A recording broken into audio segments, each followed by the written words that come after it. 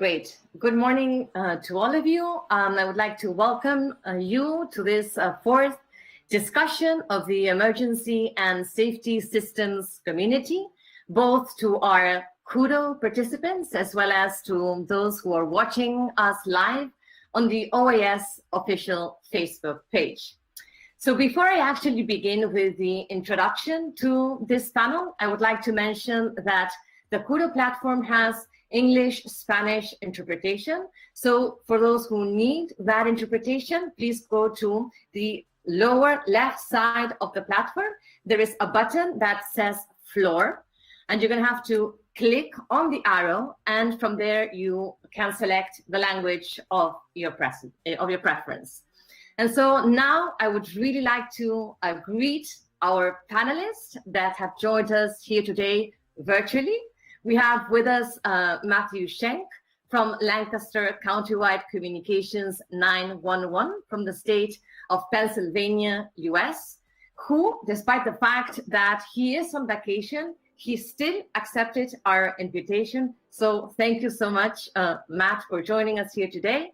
We also have Wilfrido Munoz from ECU 911. He's based in Quito, in Ecuador, and it is always a pleasure, Wilfrido, to have you and to have the opportunity of engaging with you in what I think will be a very lively and very interesting discussion here with you. So thank you so much for also joining us. And we also have Tessa Sigworth. She's from Mission Critical Partners. This is the second time that Mission Critical Partners decides to join us in one of our community's events, and we are extremely grateful with Mission Critical Partners for your support and for your interest in the work that we are doing in the Americas. So thank you, Tessa, for doing this. And we also have Marta Acevedo Silva and Rose Michael from ENA. They're both based in Brussels, in Belgium. So thank you for joining us despite the time difference. And it is a real honor and a real pleasure for me to be able to be moderating this highly skilled and experienced group of specialists here today. And so I'm going to ask my colleague Joel if he can start sharing the presentation that I prepared for you today, so that I may introduce the topic and so that I may also introduce the panelists a little bit better. And so here today, what we're going to try to do is try to focus more on the topic of crisis communication. So if we can go to the second slide, Joel, thank you so much.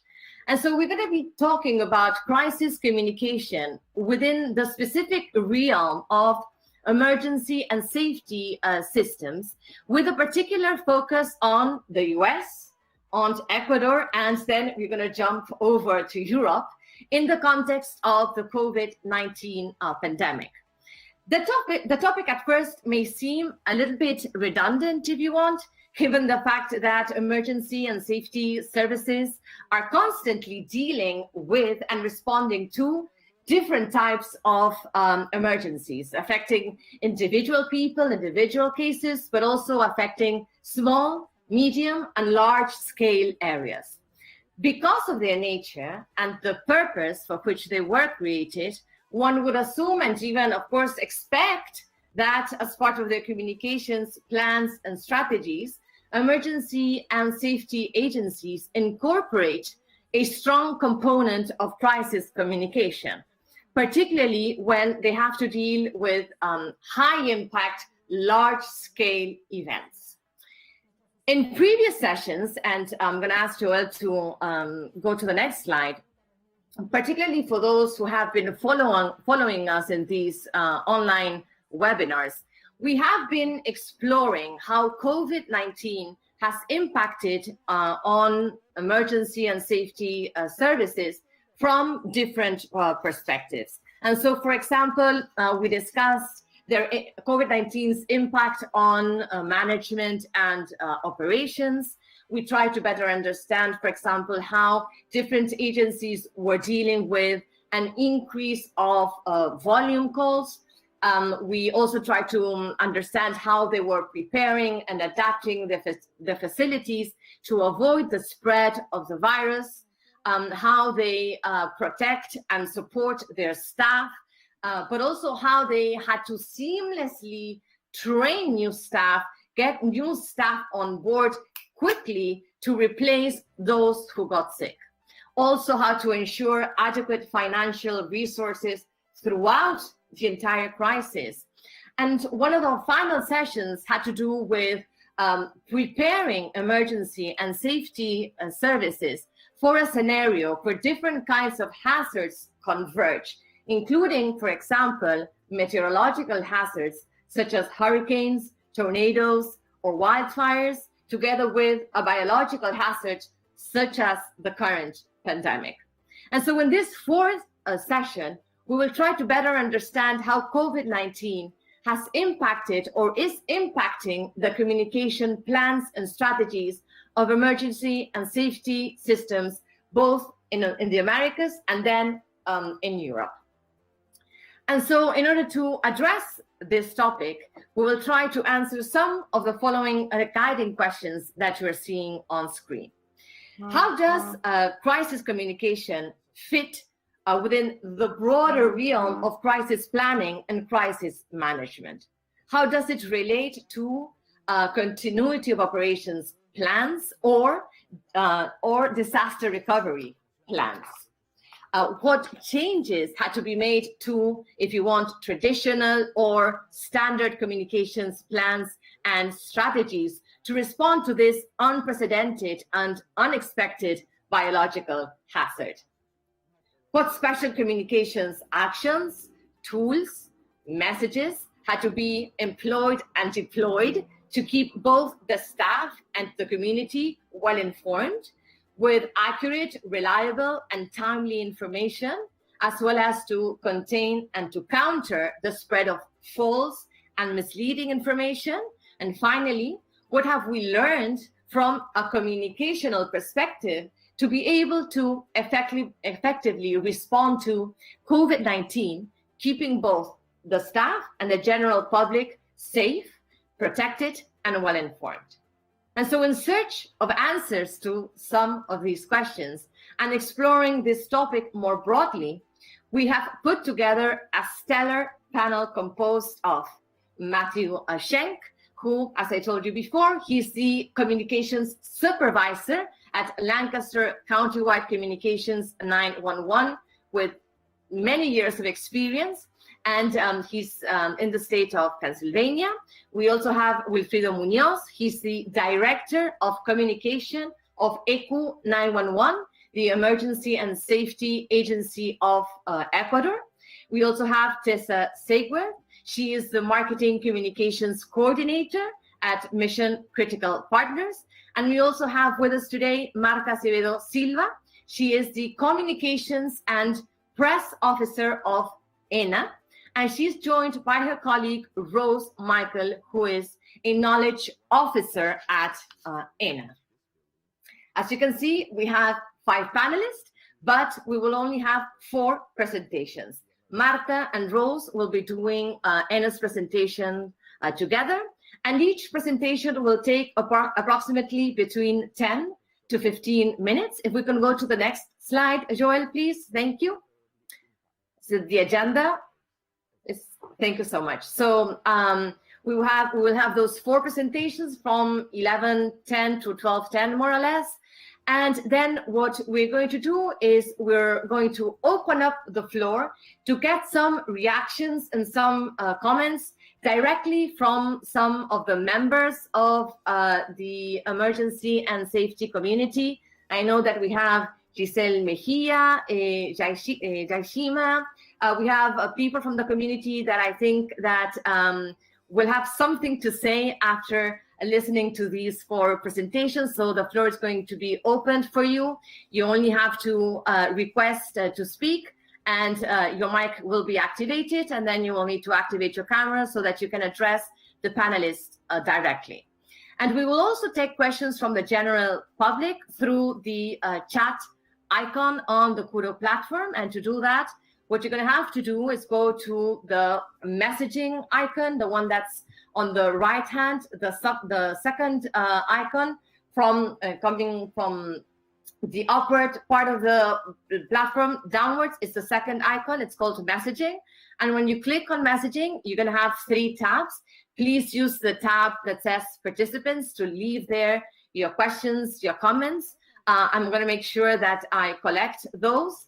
And for those who are watching us through our Facebook page, I hope that my colleague Ana Paula will be able to collect your questions and comments from that page, from the events page. You can just post your comments and your questions there, and my colleague Ana Paula will send those to me.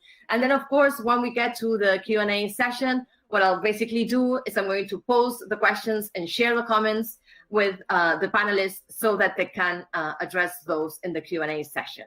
And finally, to close the event, we will have our acting director, the acting director of the Department of Public Security, to close the event with some final remarks. And so before I hand the floor over to our first panelist, who's going to be Matthew Schenk, I would like to mention that you're going to be able to download the materials from today's session. So for all of you who are participating through the Kuro platform, in order to access the materials, you have to go to the documents icon. Again, go to the right-hand side of the platform, and when you see the documents icon, just click on it, and you're going to find a list of the materials that we're going to be using throughout today's session. So you're going to be able to find the agenda in both English and Spanish. And Joel, if we can go to slide number 7 so that people can actually see the list of materials that we have. Perhaps you have the previous presentation. If you have the previous presentation, no worries at all. I can just basically go through or go over the materials that they're going to be able to find on this section of the platform. So you're going to be able to find the agenda. You're going to be able to find the bios. Unfortunately, I just mentioned their current positions, but in the bios, you're going to find more information about their academic and professional backgrounds. You're also going to find the presentations. Please be aware that from the 5 presentations, you're going to find 3 in their original language, in the language that they were prepared. And then we're going to find Matt's presentation and my presentation in English and Spanish. And in addition, please be aware that you're going to be able to take Matt Schenk's 5 takeaways, both in Spanish and in English. Mission Critical Partners has shared with us 2 related documents. You're going to be able to find COVID-19 tips for communicating with stakeholders during a crisis.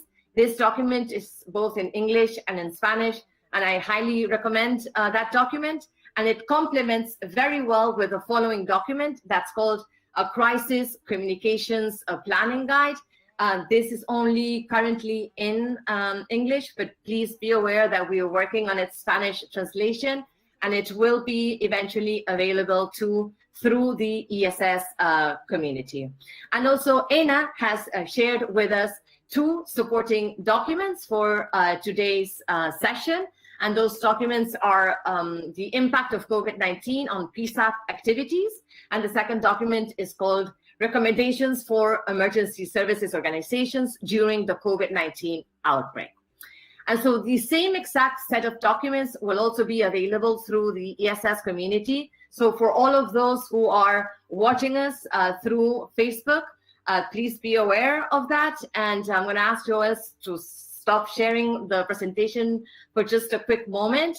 And I'm going to briefly demonstrate where our other participants, the ones that are listening to us through Facebook, can actually get access to the documents. So and I'm going to do this in both Spanish and English so that they can follow me. So you basically have to type in Google.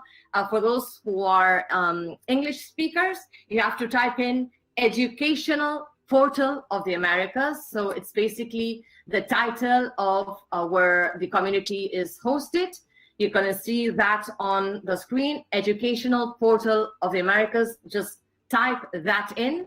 Once you are there, you have to go to Networks and Communities, and you have to look for DSP or GPS. You're going to click on that. And once you are on the GPS virtual communities, go to CES or ESS, click on that. It will turn blue. And then go all the way down to the last community of practice where it says ESS discussions. Click on that and you will find all the materials, the ones that I just mentioned here on this community of practice. For all those who are listening to us on Facebook, I'm going to say this in Spanish. Básicamente tienen que tipear en Google Portal Educativo de las Américas, que ahora lo van a estar viendo en pantalla. Otra vez, Portal Educativo de las Américas. Van a ir a redes y comunidades, van a hacer clic en DSP o DPS, ¿sí? Ahí van a ir a lo que dice CES o ESS, y ahí se van hacia el final. Ahora me fui, perdón, disculpen. Van a ir hacia el final, es la última comunidad de práctica y ya es la misma cosa que expliqué, ¿verdad? Hacen clic y ahí va a estar todo el material que estamos utilizando el día de hoy. Esto es específicamente para quienes nos están escuchando a través de Facebook. And so I'm going to stop sharing my screen. And we're going to open this panel with the intervention by Matt Schenk. So Matt, whenever you are ready, the floor is all yours, and I'm going to mute my mic so that you can make your intervention. Thank you, Matt. Hello, everyone, and thank you for having me as a panelist on your program. And I have a lot of wonderful co-panelists here today with a lot of knowledge and experience. So please ask your questions. I'm taking my presentation today from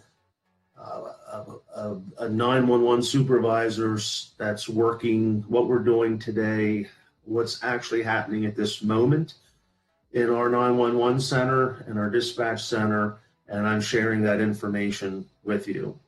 So the threat of contracting COVID-19 by emergency responders is great and very real.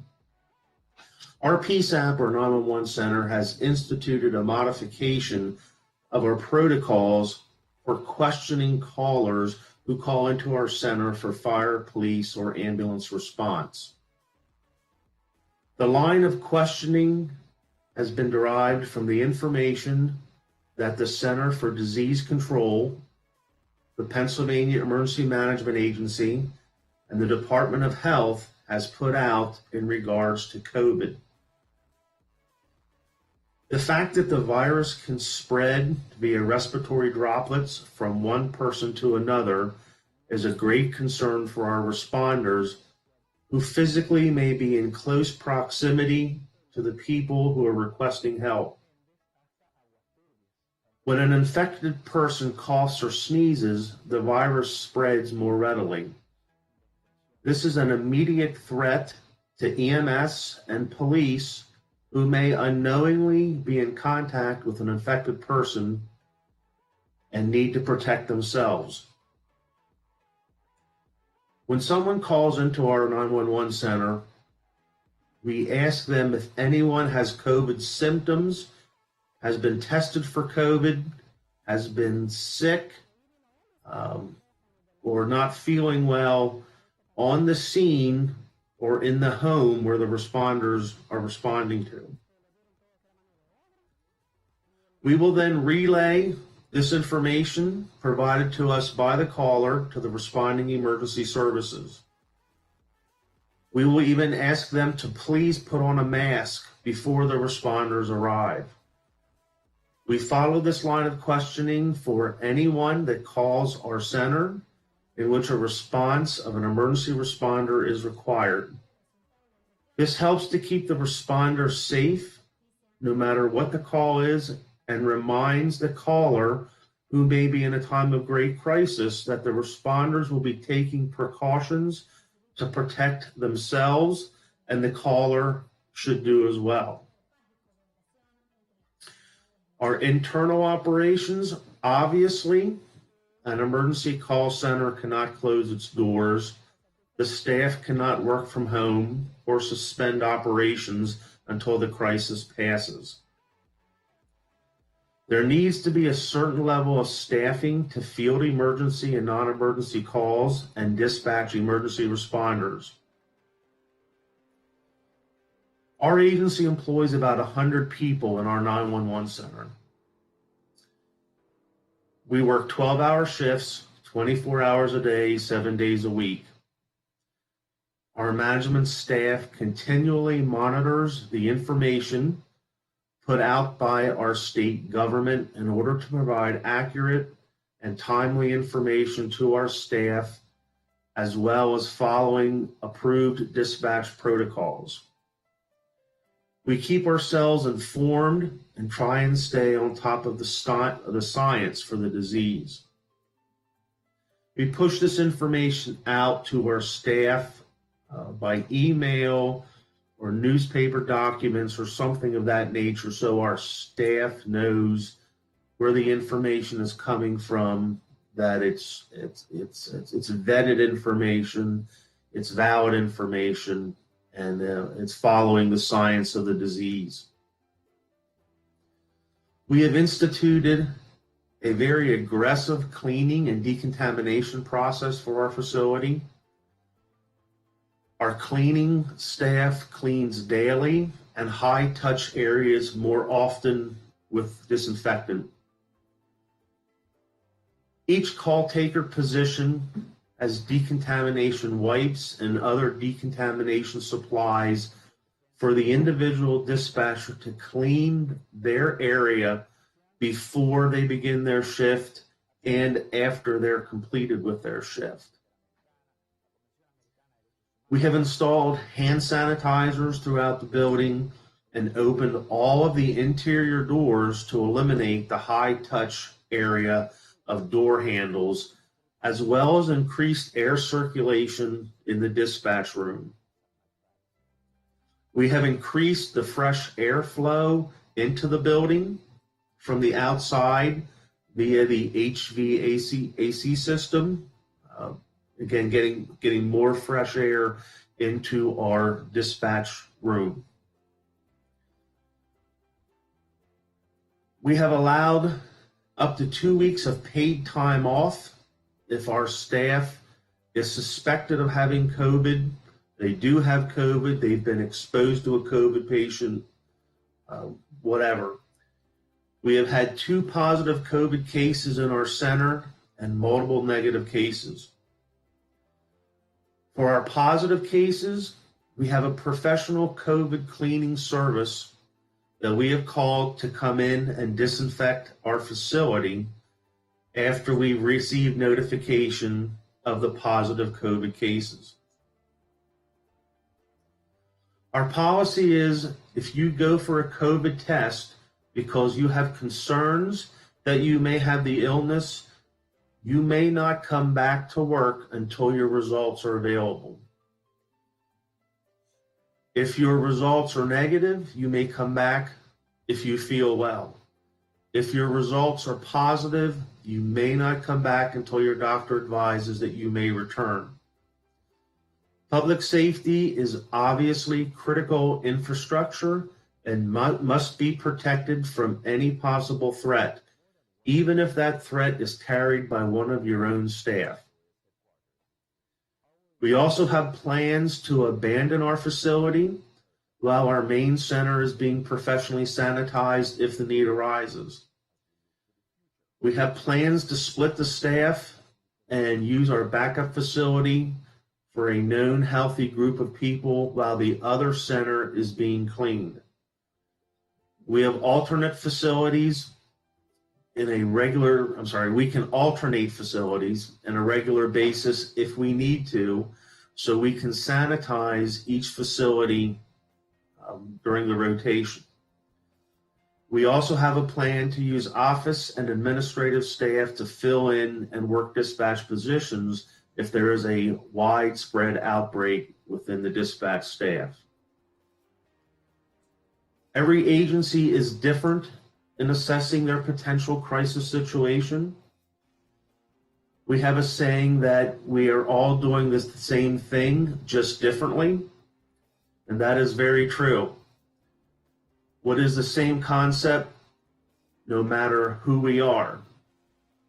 How we go about executing our jobs, our assignments may be slightly different, but we are all protecting and working for the public.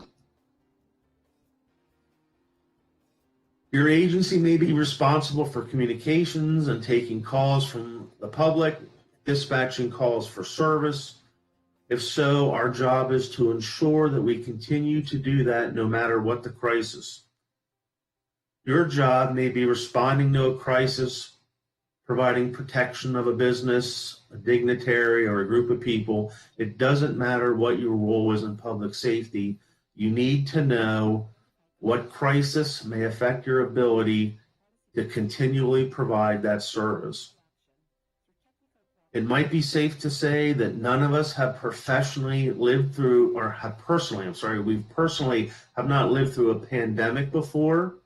But here we are in the middle of one, trying to keep ourselves, our families, and our facility safe from the virus. We need to know how to do that correctly with correct and accurate information. We need to seek out the experts, even if we need to do that locally from a local doctor or a health agency that we trust to provide us with accurate information. Accurate information is the basis from which all critical decisions should be derived from in a crisis situation.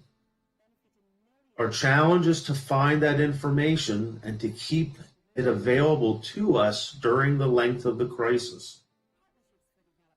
So as you can see, the key is knowledge and planning, using the elements and resources that you have access to. You may realize that you need to go out and acquire more resources or seek advice from experts that can look at your operation and provide you with suggestions to help you prepare and plan. The key to surviving a crisis situation is being prepared, training, practicing, and exercising your plan if possible, and to not keep that plan a secret within your agency. I prepared 5 takeaways or 5 points of emphasis in regards to my short discussion today. I would just like to run through them quickly if I may. And again, it may help to generate some questions or thoughts. My number 1 point is have knowledge and understanding of the crisis. What is the crisis? What is causing it? How did it start? When will it end? Hopefully you have a plan in place already. You have training in regard to this crisis. And where do I find accurate and timely information? Again, you're looking for information for the length of the crisis, however long that crisis is. How would potentially affect the staff, the community, the facility, and your operations? Is it a physical threat like an earthquake, weather, civil unrest? Is it a medical threat like we're experiencing now, a pandemic, a sickness? Is the sickness local to your building, or is it a regional, local to your community? Number 3 is the timing of the crisis. The lengths, is it months to years, or is it short term, hours to days? Number 4, what must we do to have continuation of service yet protect the staff and the facility?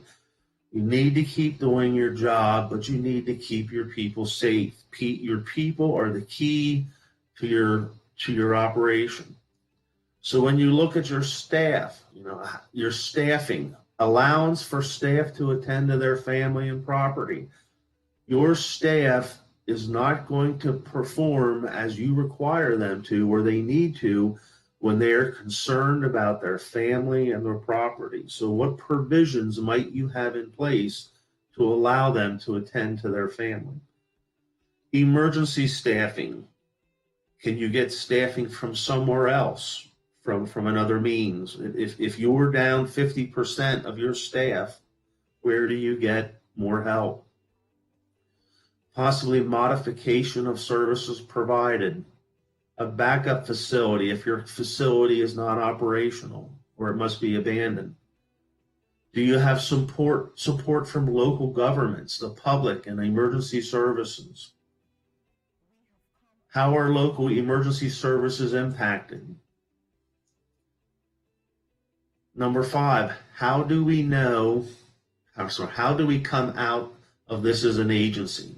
How when this is over, how are you coming out of this? How do you return to normal shifts and normal staffing? The big one, emotional support for your staff. Meet the needs of your staff. Your organization evolves, and the most important asset is your staff. How do you meet their needs?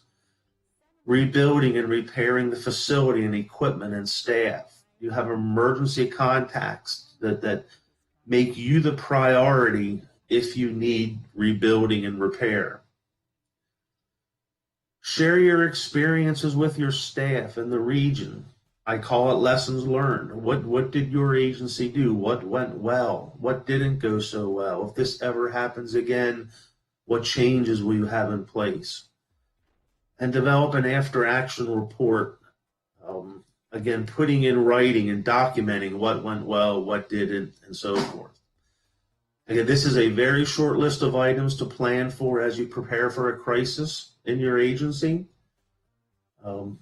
Make a list of all the potential crises that you could reasonably, hopefully never, but could expect to happen in your community. Write it down, share your plan, talk to your staff. So that's my presentation. Again, I hope you've gotten something out of it. Please ask any questions that you have. Thank you, Karen. So next. Oh, thank you, Matt. That was great. Thank you for sharing your experience from Lancaster Countywide Communications 911 and some of the things that you had to do to adapt the agency, the staff, the facility to face COVID-19. I also think it was very important to set the framework of this discussion within this broader crisis planning and crisis management. And these 5 tips or 5 final takeaways or recommendations with regards to planning a crisis or key points towards planning a crisis have been be prepared to face a crisis. I think that they were very, very useful and helpful. And I also think that they set very nice framework to now go into more depth to one particular, if you want, aspect of crisis planning and crisis management, which is crisis communication. And so with that, I'm now going to turn the floor to Wilfrido Munoz so that he can tell us their experience working with crisis communication within Ecuador and particularly from the ECU 911 agency. Wilfrido, the floor is all yours. Thank you. El micrófono, Wilfrido. Activa el micrófono, por favor.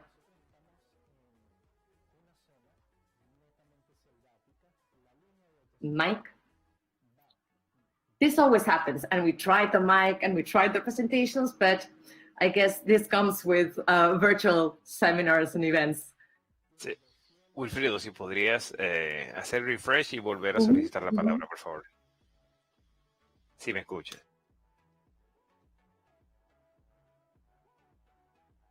Wilfrido, salí, volví a entrar o hacer un refresh. Porque estabas hablando, hasta que empezó el evento estabas hablando y ahora por algún motivo no te escuchamos. Pero hacer refresh. Hay un botoncito en la parte superior derecha de la pantalla que dice Reload Meeting. Dale clic ahí a ver si eso ayuda.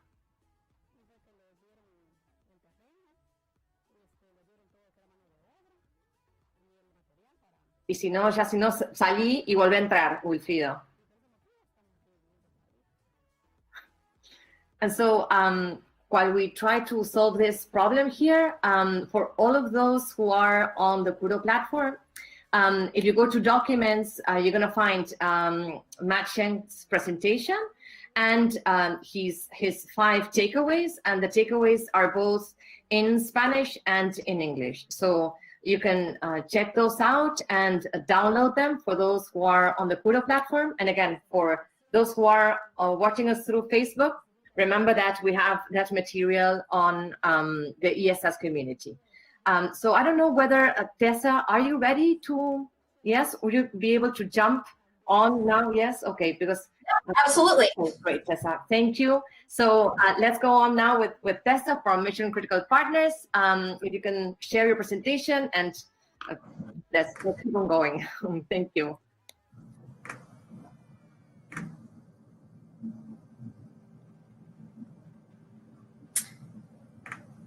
Okay. So as Karen mentioned, my name is Tessa Sigworth and I am from Mission Critical Partners. We support public safety agencies in their communications and operations. And I, as a marketing specialist, specialize in communications and in this instance, working with our external stakeholders to develop crisis communications plans for how they are communicating with their stakeholders. Communicating with stakeholders is critical for any organization. It helps keep your stakeholders aware of what's going on within your agency. And especially during times of crisis, communications becomes even more important. And given today's current COVID-19 pandemic environment, communication is even more critical than ever before. While in the US, most areas are no longer in crisis mode, other countries around the world are beginning to experience a new wave of the virus, and as a result are returning to their early 2020 crisis mitigation efforts. In many instances, those efforts include open, honest communication with stakeholders around the virus and the organization's response to it. For public safety and emergency services in particular, this means helping stakeholders feel safe while ensuring them of your agency's ability to continue operating effectively and efficiently. Previously, my colleague Richard Gaston presented to this group on continuity of operations planning.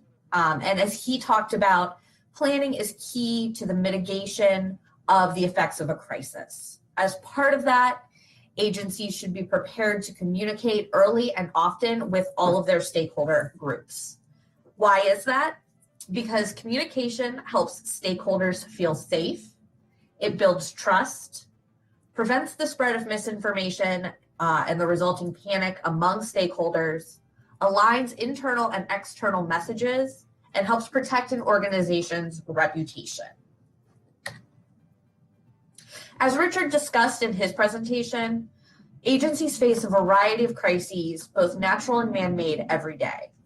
Planning is critical to the successful mitigation of those crises, whether it's from operational continuity, disaster recovery, and it includes how we communicate with our stakeholders along the way. Having a plan in place helps you to detail the initial steps in a crisis, define and assign a crisis team, and outline roles and responsibilities for the members of that crisis team, indicate who to contact, how to contact them, and when to contact them, provide message development guidance, and outline and execute training and education needed for team members to fulfill their responsibilities. The goal of planning ultimately is to have everything in place so that when a crisis does occur, you're prepared to communicate with your stakeholders. In this section, we'll discuss some of the basics and the most critical elements of your plan and how that plan will help you communicate with those stakeholders. It all starts with your team. When you're building your crisis communications team, it's important to have representation from all areas of your organization on board, including managers, directors, frontline telecommunicators, and field staff whenever possible, to ensure that communications are appropriate for both internal and external stakeholders across the board. It's also crucial that anyone that you intend to have on your crisis communications team be made aware of his or her role on that team, and upon completion of your crisis plan, adequately trained to execute on the responsibilities of that role.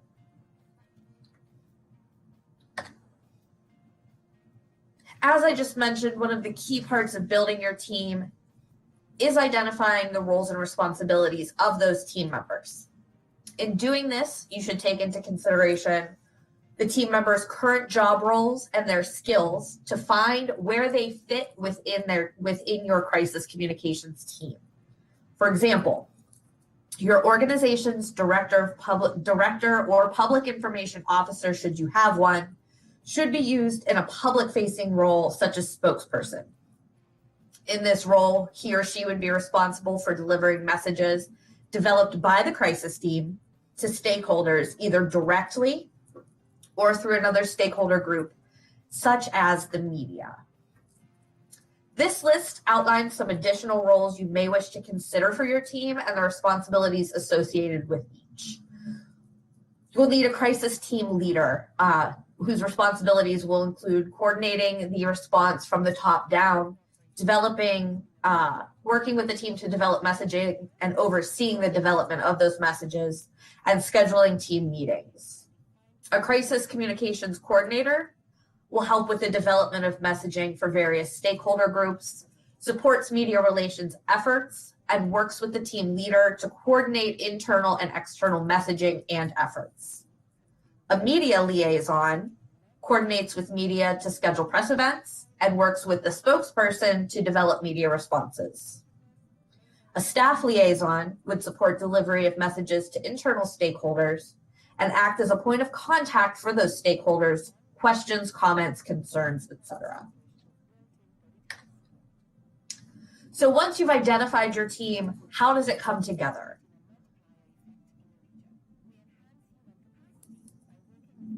The information should all be put together into a table and documented as part of your crisis communications plan. The example on this slide is an excerpt of the team outline from a plan developed in conjunction with the Emergency Communications Networks team at the Minnesota Department of Public Safety. The table shows each role within that team, the specific responsibilities associated with that role, and the job title of the person on the crisis team who is assigned to that role. By assigning roles by job title rather than name, it helps to eliminate the need to update the plan every time someone changes job roles within the organization, joins the organization, leaves, or things of that nature. And your team, the roles may look slightly different, as may the responsibilities. They're not always a one-to-one match. Once your team has been established, you'll need to identify who your stakeholders are. This should encompass both internal and external audiences, and will help you understand how you need to develop your messaging. Depending on the situation that you are experiencing, all stakeholders may not require communication in some crisis situations. For example, if a staff member tests positive for COVID-19, that does not necessarily need to be communicated to the governor or elected officials unless they have been in physical contact with that person. In fact, unless you're experiencing a major outbreak, one COVID positive employee would likely only need to be communicated internally to those who have come into contact with that person. In another example, a cyber attack could take down an entire communications network, and that is grounds for wider spread communications to both internal and external audiences with messages regarding crisis impact and mitigation efforts, as well as alternate instructions for requesting emergency services. For example, things like using non-emergency numbers to request emergency assistance. An important thing to note here is that stakeholders and where they fit within the structure will vary based on your state country governance. For example, in Minnesota, PSAPs are the responsibility of the police or sheriff, and those audiences will need to be included as internal stakeholders higher up on the list. So they will need to be communicated with just as you would communicate with your PSAPs and your employees. The primary task of a crisis communications team is to communicate. This means developing messaging for various stakeholders and message delivery channels, as well as establishing a schedule for message delivery. Based on the crisis your agency is facing, this could mean communicating with one or two audiences, or it could mean a full-fledged communication effort with widespread outreach to all stakeholders on multiple platforms. When you're developing your messages, it's important to remember, who am I speaking to? What audience am I working with here? What are the key points that I need to make? You should identify 2 to 3 key messages that need to be delivered to that audience. How often do I need to communicate with this group? This is crisis dependent. It's virtually impossible to identify how frequently you'll need to communicate with an audience until you are in an active crisis. And where am I speaking to them? What platform am I using? Am I speaking to them via email? Am I developing a press release to distribute to the media? Am I speaking with them in person via a press conference or on social media with short social messages? In this example, from the message development exercise that we used with the Minnesota Department of Public Safety, we worked to develop canned messaging around a 911 service disruption that would be included as part of their communications plan. To start, we identified the issue, a 911 service disruption, who we were speaking to, the members of the local community, and what their concern might be, contacting 911 in the event of an emergency. We then identified 3 key messages that we wanted to make sure were delivered to that audience. In a crisis, each message will be supported by key points specific to that crisis, and messaging can then be tailored to suit the delivery platform. So what you see here are the 3 key messages: how to contact 911 during the outage, our apology for the inconvenience, and the message that we are working to identify the root cause and how to restore services. Each of these key messages will have support points that are specific to the crisis that you're experiencing in that moment. And the support points can be used across your messaging to support those key messages. You know, in a long form message, you'll use all 3 points. In a shorter form message, such as a tweet, you might just use 1. When it comes to developing the message for your plan, there are a couple of tried and true tips for message development and delivery that we do recommend. And that starts with including the development of canned or sample messages as part of the planning process.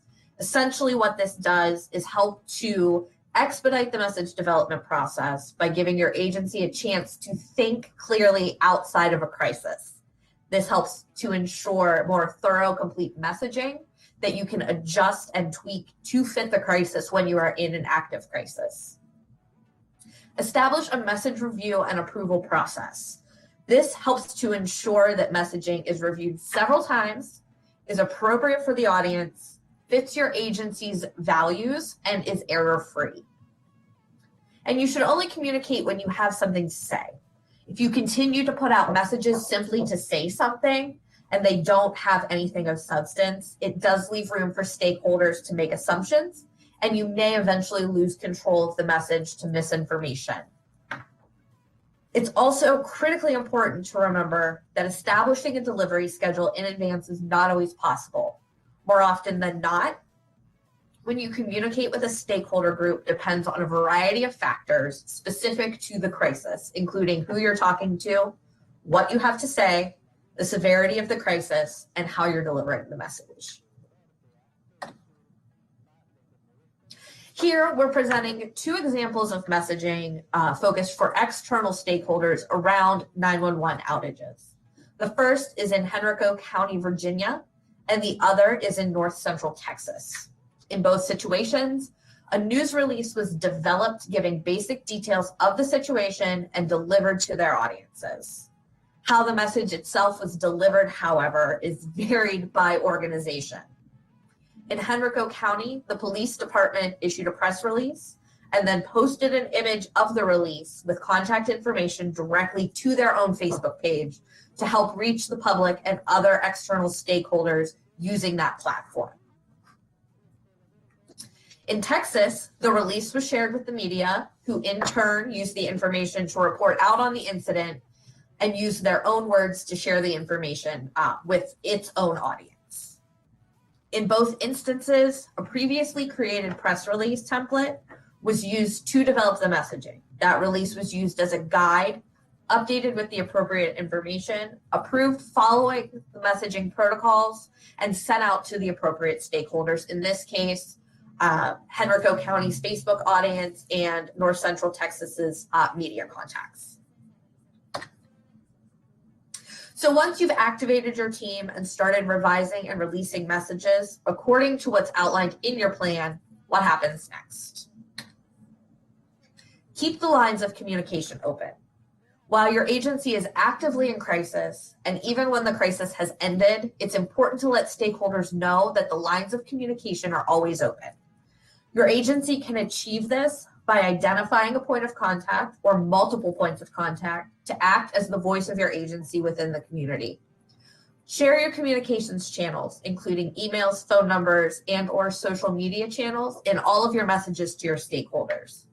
And encourage stakeholders to reach out to the points of contact with questions and establish a return communications timeline, i.e. within 12 hours, within one business day, etc. And continue to interact and engage with stakeholders when you're not in an active crisis. Engage with them on social media. Engage in the community in person when possible. In this current climate that we are in, this is not something that's always possible, but hopefully we're able to return to this soon. And once your crisis has cleared and you've established normal operations, it's important to review your response and the results that help you to make improvements to your crisis communications plan. This includes reconvening the crisis communication team and working with them to identify successes within the response. It's also important to discuss weaknesses and/or failures that occurred within your plan activation and leverage the results of this discussion to make improvements to the plan. Once you've updated the plan, you should socialize the updates throughout your communications team, and as a group, accept the plan revisions and place the new plan on servers and as your current plan.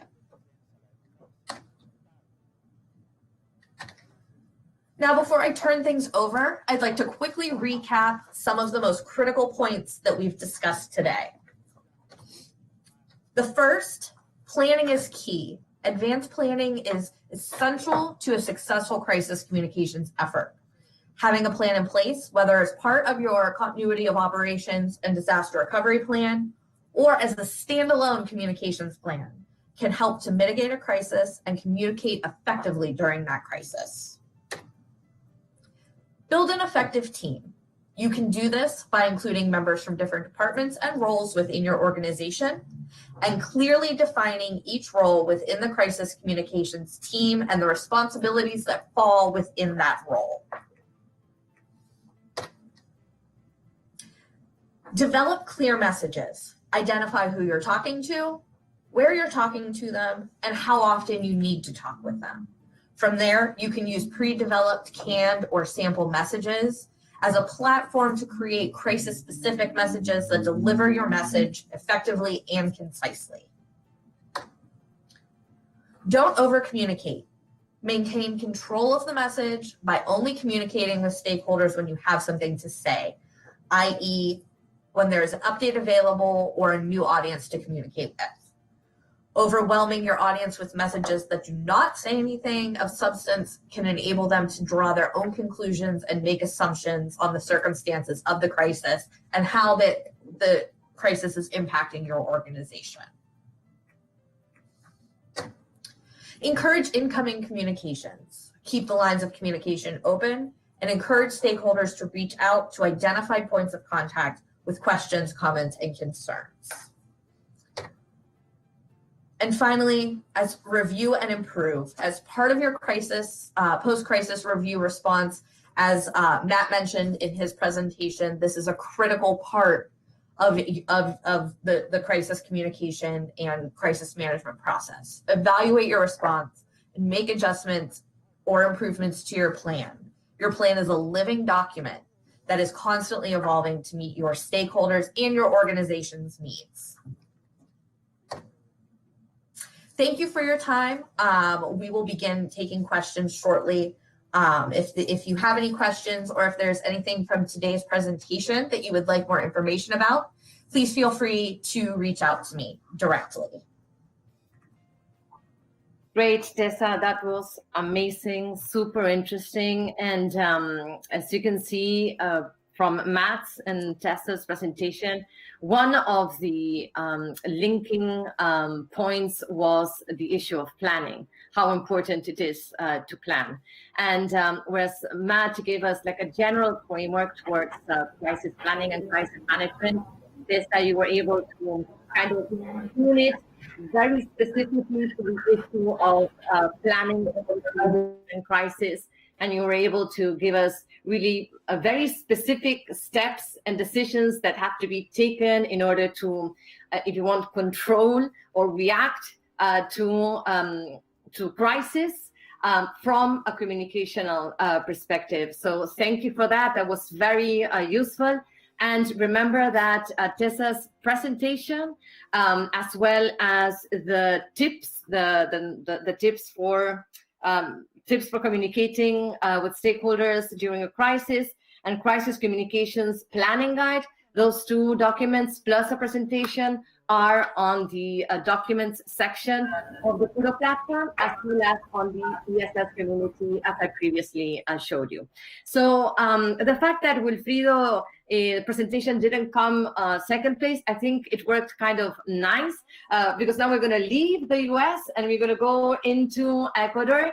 And because of what I've seen from Wilfrido's presentation, this is more like a case study, right? So we've had like the crisis planning, the crisis management, how to react to one specific crisis, which is one created by a biological hazard.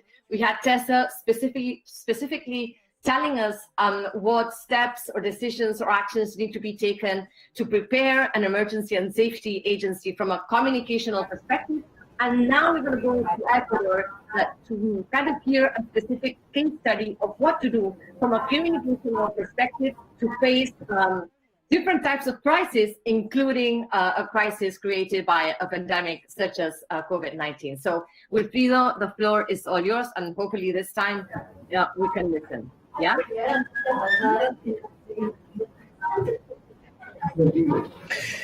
Hola Karen, ahora sí estamos bien.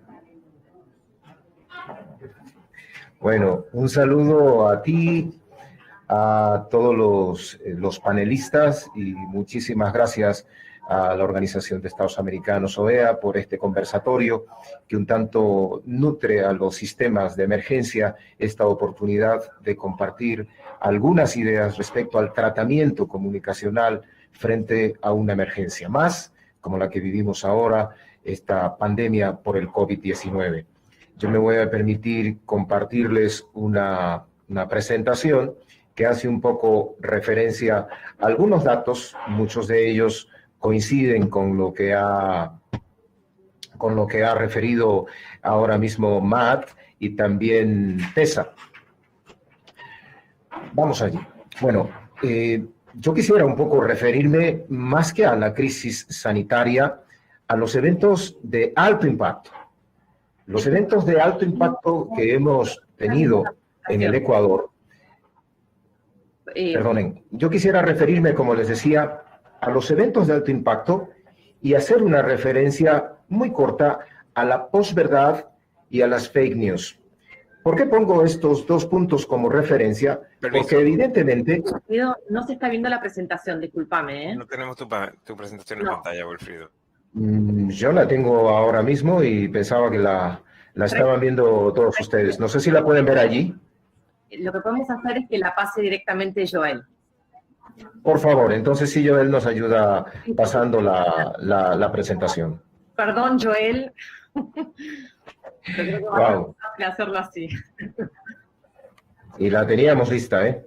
Sí, pero esto siempre sucede, probamos micrófono, cámara, presentación, ayer, hoy, pero bueno, esto sucede y hay que saber adaptarse, así que nos mandaron la presentación como backup, así que bueno, Joel nos va a hacer el favor de pasártela, Wilfrido, así que vos tranquilo. Quiero volver a poner. Sí, por favor.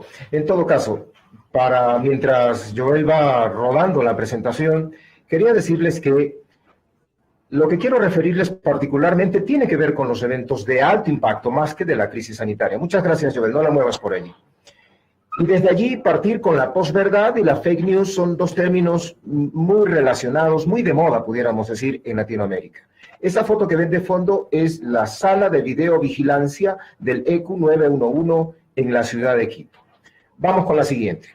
Hay un par de reflexiones para los eventos de alto impacto. Y es que la posverdad hace referencia a una distorsión de la realidad que se hace de manera deliberada. Y hay un autor alemán, que está citado aquí, Nietzsche, que lo anunciaba ya de que todo es verdad y a la vez nada lo es. Más o menos como cuando se tienen problemas. Todos tenemos la razón, pero a su vez nadie lo tiene. Con estas dos reflexiones, un poco les cuento yo la historia del 911 de Ecuador en el tratamiento comunicacional de las emergencias. Vamos a la siguiente.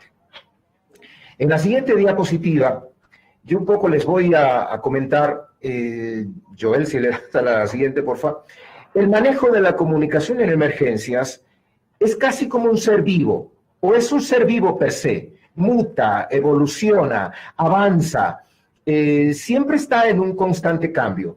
Por eso siento yo que la planificación, la mejor planificación en la comunicación es la que tiene un esquema ya definido, la que está planificada. ¿Cómo se gestiona ahora la información en emergencias? ¿Cómo trabajar con los medios de comunicación? Los anteriores participantes en este conversatorio hacían referencia a cosas que nosotros en Sudamérica, al menos en Ecuador, no lo vivimos. Y nosotros decimos, en cambio, manejamos la comunicación en crisis, ¿cómo? Manteniéndonos activos, no callando la voz de la institución. A veces habla una persona a nombre de la institución o en otras ocasiones solo se representa a sí mismo. Cuidado, son emergencias. Hay que publicar información actualizada. Debemos generar de una u otra manera tranquilidad en la población. ¿Cómo hacerlo? Con los mensajes que decía Tessa. ¿Cómo mantenemos imparcialidad en la información que estamos difundiendo, entendiendo que se trata de una información de una emergencia? ¿Cómo somos capaces de brindar respuesta oportuna a los usuarios? Me refiero a los medios de comunicación, a las personas que viven una emergencia, a las autoridades que necesitan cifras para dar una vocería a la comunidad. ¿Cómo producimos contenidos técnicos? Contenidos técnicos. Yo resalto esto. Contenidos que sean alineados a la gestión y evidentemente separados de posturas políticas que a veces nos hacen mucho daño. Seguimos rodando y desde aquí pensamos en qué decir, cómo decirlo, cuándo decirlo, dónde, por qué y a quién se lo decimos. Creo que uno de los grandes desafíos de la comunicación es contar con un equipo de comunicadores que sea integral, que cuente con habilidades 360 y que tenga además sinergia, astucia, olfato y cierta iniciativa para generar contenidos de calidad. Contenidos a veces no solo de calidad, sino también de solidaridad. Porque a veces somos como muy apáticos cuando atendemos una emergencia y creemos que ya falleció una persona y evidentemente pues ya falleció, no pasa nada. Entonces, el equipo de comunicación debe ser supremamente clave a la hora de comunicar una emergencia. Más adelante les contaré algunos casos de alto impacto que hemos llevado adelante en el Ecuador. Por ello viene la siguiente muestra, la siguiente diapositiva.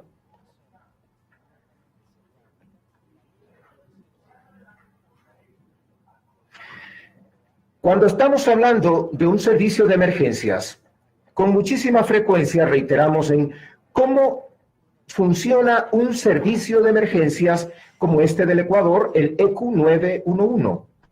Y aquí se renuncia al pensamiento crítico, digo yo, en una sociedad como la que vivimos actualmente, que está hipercomunicada, hiperinformada, que la gente con un solo clic sabe lo que ocurre con la pandemia en los Estados Unidos, en México, en Europa, en China y en cualquier parte del mundo. Y eso de estar muy informados a la población no necesariamente le beneficia, pues empiezan a hacer un esquema de conjeturas que se nos regresa a nosotros como servicio. Pues en muchas ocasiones la gente dice, ustedes acaban de comunicar esto, pero en Estados Unidos, o por poner solamente el nombre de un país, han dicho esto otro respecto a la vacuna, por ejemplo. Por eso es que sentimos que el pensamiento crítico del comunicador a la hora de emitir mensajes tiene que ser claro y preciso. Vamos con la siguiente.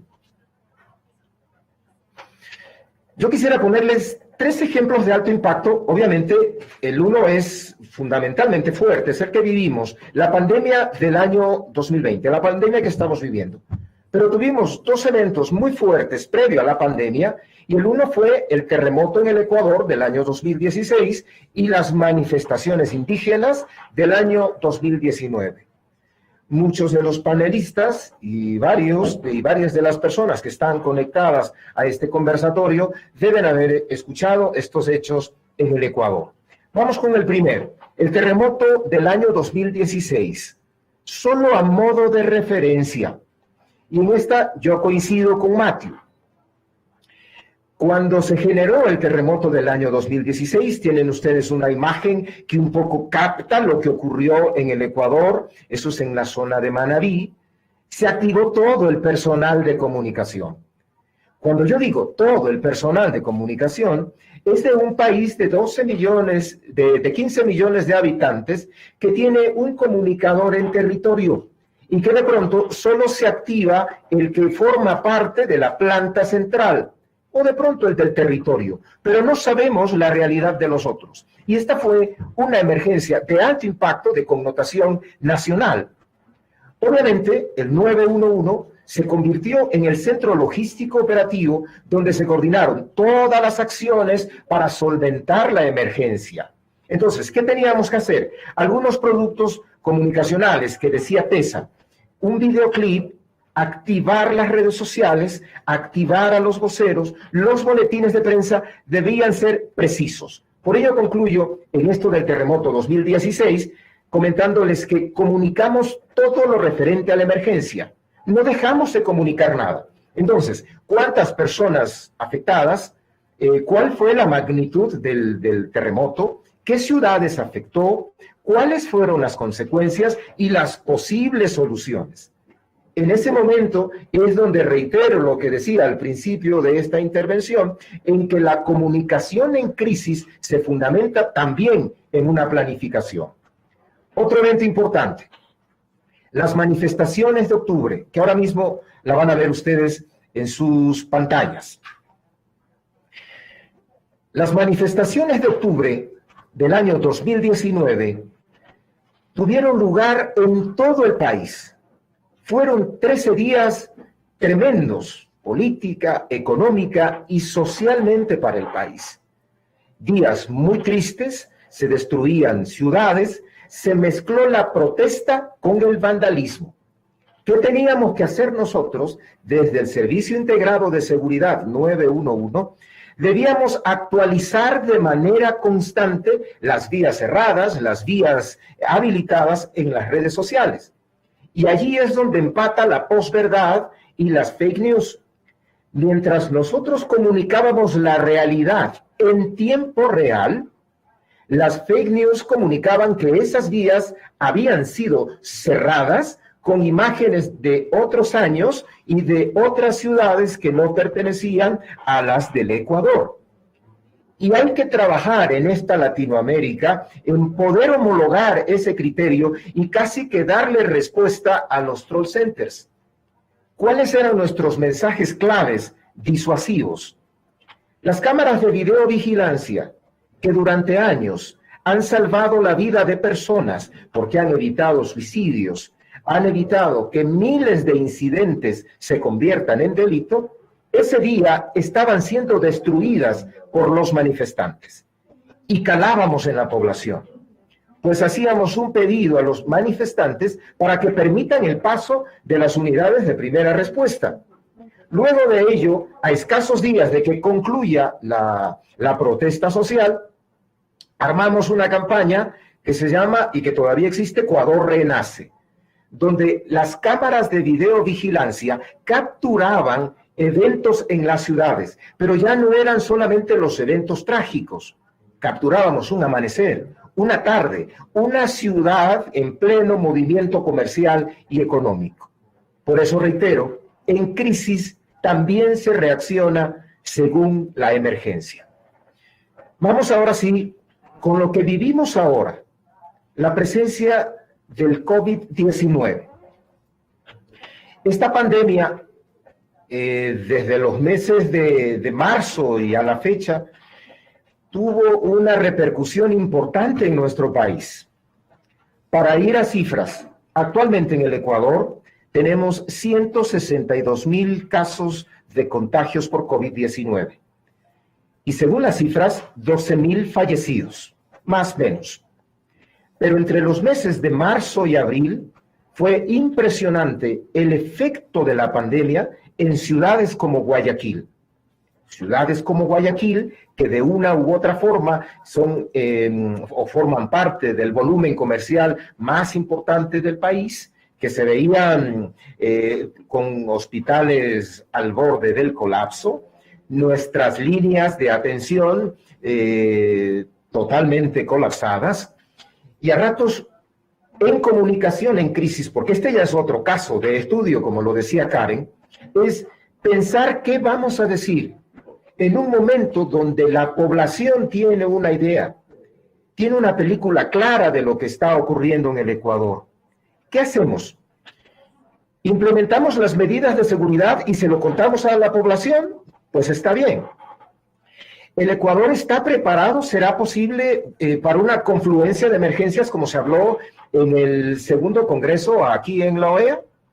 Pues ya no era solamente el fallecimiento de personas con COVID o el contagio de ciudadanos con COVID, se nos presentaban otros problemas.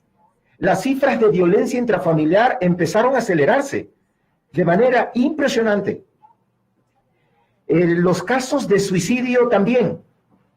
Pero se nos presentó en la mitad del camino una oportunidad interesante para comunicarle a la población. Y era que teníamos cifras solo generadas en el ECU 911, captadas por videovigilancia, a las que le llamamos las incivilidades humanas. Pues las cámaras de videovigilancia empezaron a captar las aglomeraciones, que como ustedes conocen, las aglomeraciones es una cifra directamente proporcional al número de contagios o al número de fallecidos.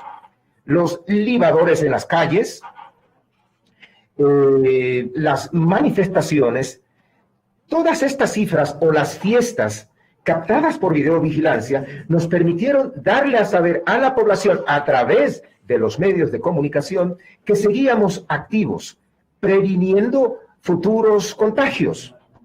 Entonces, con la pandemia, aún seguimos nosotros diciéndole a la población que evite las aglomeraciones, que evite ir a fiestas, que evite consumir alcohol en la vía pública. Y esas cifras nos han dado un nivel de credibilidad como institución a las autoridades para tomar decisiones respecto de qué hacer, si abrir o abrir las escuelas, los colegios, los centros de diversión, los parques, etc. Es por ello que el ECU 911 durante la pandemia se ha mantenido de pie. Y tenemos una campaña que habla al respecto y dice, seguimos de pie. Con esta versión aparece el Banco Interamericano de Desarrollo, ofrece una plataforma, una herramienta que es aceptada por el EQ 911. La herramienta se llama Distanciados, y esta herramienta, con las cámaras de videovigilancia, mide las aglomeraciones de personas. Herramienta que permitió en su momento reabrir las playas o lugares turísticos para esta, entre comillas, recuperación económica. Comunicacionalmente, como pueden darse cuenta ustedes, hemos ido, vamos con la siguiente, ya casi para concluir, con estos fenómenos, con estos casos que hemos vivido en el Ecuador, a mí me permite dejarles una reflexión que hace referencia a lo siguiente. Sucede con el cambio climático. Hace décadas que la comunidad científica mundial alerta sobre el calentamiento global y lo ha demostrado con datos y estudios. Pero ahora existe una posverdad alternativa y dice que el cambio climático no es tan grave y que además es producido por fenómenos naturales. Ustedes dirán que resulta más fácil creer. Esto haciendo referencia a la posverdad. Vamos con las lecciones aprendidas, ya para cerrar esta plática. Las lecciones aprendidas consideramos que se debe homologar la política de comunicación de nuestros países en temas puntuales. Todas las autoridades e instituciones deben hablar el mismo idioma. No responderles a los troll centers muy activados en estos días. Reconocer siempre el modelo de gestión ante la población. Activar la vocería con una sola línea discursiva. Participar en este tipo de conversatorios que nos permite intercambiar ideas. La constante alimentación en los chats. Aquí en Latinoamérica se utilizan mucho los chats, las redes de WhatsApp, con los reporteros, con los periodistas, con la comunidad. La gestión de relaciones públicas para participar siempre en programas televisivos de alto nivel. Generar infografías y, por último, producir contenidos técnicos alineados a la gestión de atención de emergencias, separados siempre de posturas políticas. Por eso es que creo, hasta ahora, finalizando, dejarles una reflexión del canadiense McLuhan, que decía hace unos años que los medios son los mensajes o que el medio es el mensaje. Debemos tener una amplia relación con la comunidad, pero los canales que tenemos para comunicar los mensajes son los medios de comunicación, desde una versión de la comunicación estratégica. Con eso yo concluyo mi participación. Estoy igual a la orden para entregarles la respuesta a las inquietudes que ustedes tengan. Muchísimas gracias, Karen. Thank you, Wilfrido. That was really interesting to be able to delve into one specific case study, if you want, and this route or this path in which you took us, analyzing different types of emergencies or threats or hazards, and how from EQ 911 you reacted from a communicational perspective. So that was very enlightening. And again, despite the fact that we are going to be facing different kinds of emergencies or different kinds of hazards and threats, we're going to have to react for each of them in a different way.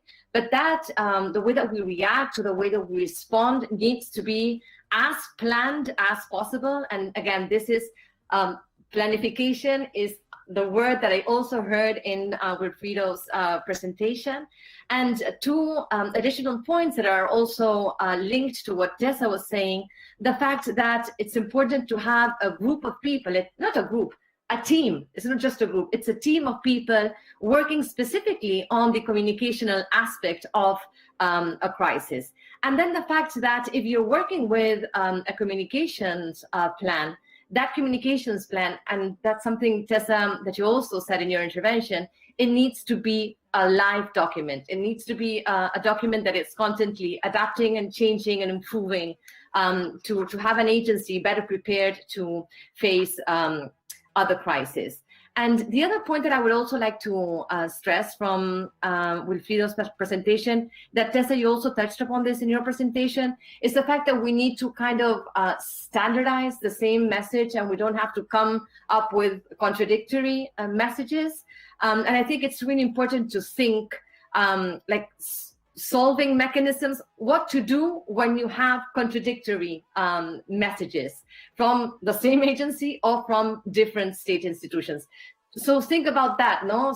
Think about what internal mechanisms and interagency mechanisms we have to put in place when we have contradictory messaging. And so now I'm gonna stop talking, and having kind of done an overview from a communicational perspective, taking into consideration the US and the Ecuador, what they are doing, what emergency and safety agencies are doing to face this specific biological hazard or this crisis created by the COVID-19 pandemic in the US and in Ecuador. We're going to now jump to Europe, and we're going to now listen from Marta Acevedo Silva and Rose Michael from ENA, and trying to better understand what they have been seeing from a communicational perspective in emergency and safety agencies in Europe. So the floor is all yours, ladies. Thank you.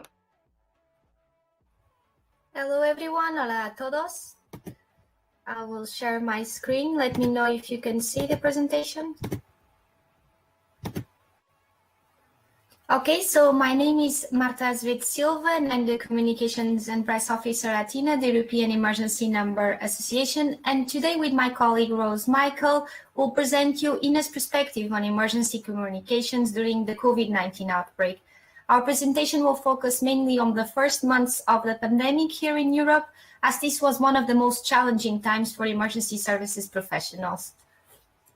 So this is our table of contents. We will talk first about the impact of COVID-19 on emergency call centers. Then we will share with you some best practices for emergency communications. We also will share some actions on how to counter misinformation and disinformation. And finally, we'll be talking about public warning.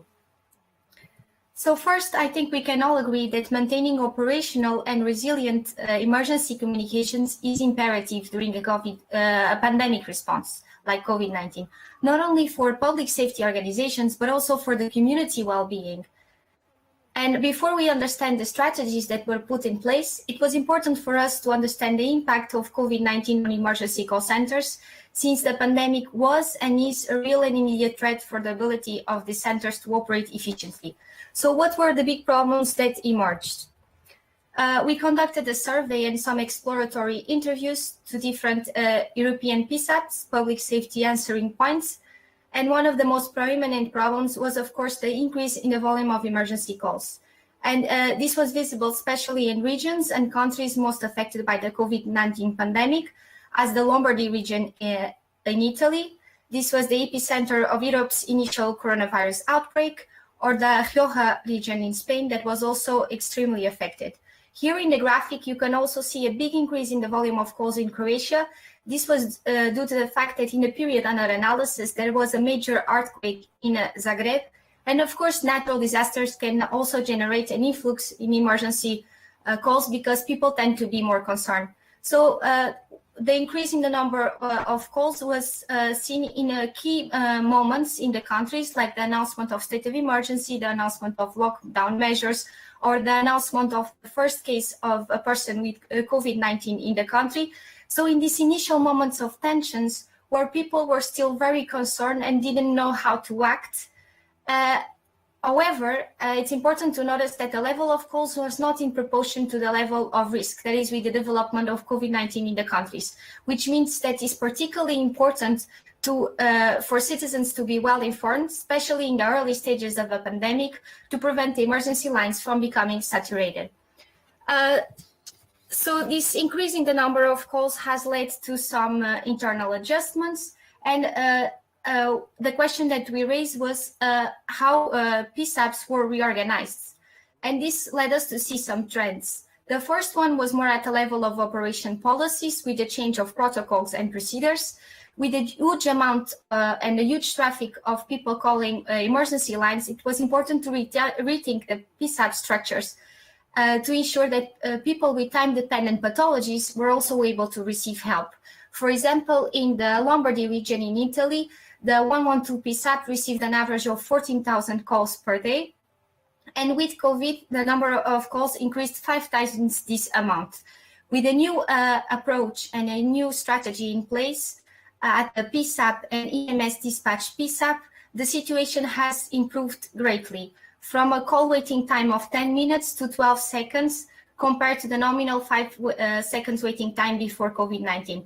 This proves that systems like 112 can indeed endure the pressure even in these severe cases. Other measure that was implemented was, of course, the infection and prevention and control practices for routine activities, as for example, access to PPE, personal protective equipment for healthcare personnel. It was also important to increase the capacity of call centers. This was a trend, I dare to say, that was implemented in all European countries and also worldwide. Medicine students, former call takers, also call takers from other services were some of the volunteers that reinforce emergency lines. When it comes to interagency cooperation, the most important thing is to be synchronized. A good example was seen in Romania, where the COVID-19 information helpline is the collaboration between services, since it's operated by the National Institute of Public Health, the Ministry of Health, the Special Telecommunication Service, and during night shifts, the Ministry of Defense staffs the lines. Of course, one of the other big problems, as my colleagues also here in this today said, is disinformation and misinformation. It's a challenge not only for emergency professionals, but also for emergency communications. And especially we saw with this crisis an unprecedented amount of disinformation. COVID-19 is the first pandemic in history in which technology and social media are being used on a massive scale. And with that, there is also a great risk. Misinformation can cost lives and jeopardize the measures to control the pandemic. Here in the slide, you can see some examples. For example, in Czechia, the line congestion increased after the spread of rumors that the helpline was answered by epidemiologists. In the UK, there were rumors that the outbreak was caused by 5G. Also here in Belgium, there was some false calls false message on WhatsApp from a nurse that led to a run on supermarkets. So there's just some few examples of the danger of that disinformation is for public health. Now I'll give the floor to my colleague Rose Michael, that will share with you some best practices for communication strategies. Thank you, Marta. Yes, so now we understand better the problems that the emergency organizations were facing. We're going to now look to the best practices and lessons learned for communication. So we can go to the next slide, please.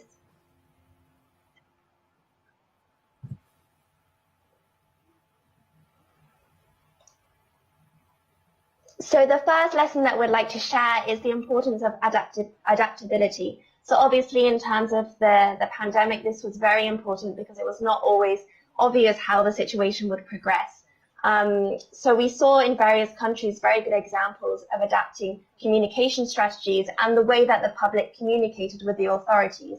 For instance, in contacting victims of domestic violence. So it became quite clear that the use of the traditional methods to contact the authorities, such as specific helplines for these victims, it no longer became very appropriate, considering that when there was lockdown measures introduced, these people were often forced into close proximity with their abusers. So the authorities needed to act very quickly in order to be able to communicate with these victims and have them also be able to request help from the authorities. So we saw in several countries, for instance, in France and in Spain, we saw a campaign where victims could go to the pharmacy and use a code word, which would then alert the pharmacist to call 112. We also saw the implementation of technologies that weren't used before in that country. For instance, a chatbot was introduced by an NGO in the UK, in other countries, the use of apps and this gave new methods for victims to communicate with the authorities.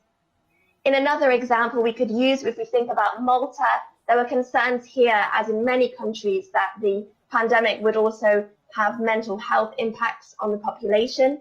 So there were efforts there to launch a campaign, an awareness campaign called You Are Not Alone. And this was used to also highlight a new number, 1772, that was announced during the pandemic for people to call with mental health concerns. And thanks to this campaign, during the first week of this number being active, there were 500 calls of people asking for help using this service. So this brings us also onto the point of accessibility, and it's extremely important that all communications are accessible for persons with disabilities.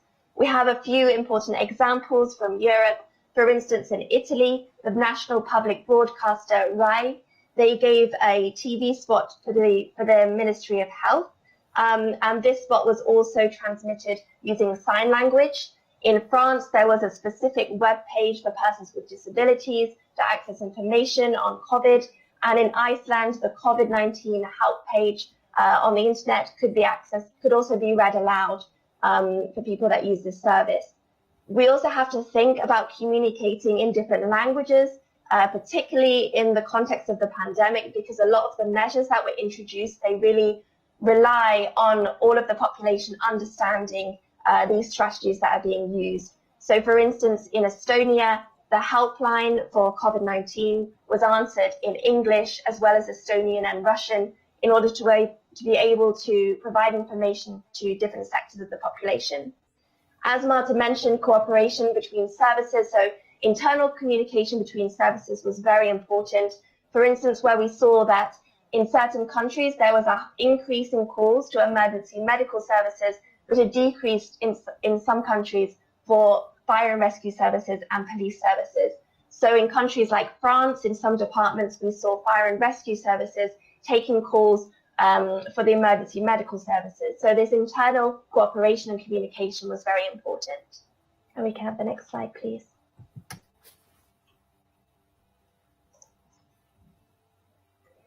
So key to understand and to remember is that all the messages need to be simple, clear, timely, and coherent. Probably one of the most difficult things to do during the pandemic is to keep coherency. As plans may change, you don't know how the situation will progress. This is why we think it's extremely important that we learn from other countries. We see what was useful, what was successful in different countries and what was not, so that the plans can stay as stable as possible and the message can stay as coherent as possible to the public. Also, it's worth mentioning that we recently at ENA had a talk by Dr. Chris Cocking, who is an expert in crowd psychology, and he was explaining some of the difference in messaging in the United Kingdom during the pandemic. So he explained that this began with a very clear, coherent message: stay at home, protect the NHS, save lives. And this later spread to a slightly less clear message of stay alert, control the virus, save lives. So you hear that the message of the action that needs to be taken by the public was not as clear in the second. And this slogan was also not adopted by all of the devolved governments in the United Kingdom. So this led to inconsistency within the United Kingdom. Also worth mentioning that for coherency and consistency, when a new strategy such as non-emergency numbers are introduced, which did prove very useful in several European countries, there needs to be enough information online, for instance, through websites, apps, through the use of infographics, so people really understand how these numbers should be used properly. We can go to the next slide. So now, as we've talked a bit about misinformation and disinformation, it's important to know that all these methods that we've mentioned can help to counter false information, but to remember that the emergency organizations themselves can also help to stop the spread of false information. And this was exactly what happened in Lille in France, when the emergency medical services publicly announced that there was false information being spread about their organization. In Croatia, we also see the government agencies working alongside with the media. So at the beginning of the pandemic, the government agencies issued a warning, a strong warning to the online media that they should only publish official statistics and information during the pandemic. And a few weeks ago, they thanked them for their cooperation, as the majority have done so. Also, as we know, online platforms play a very important role in spreading false information.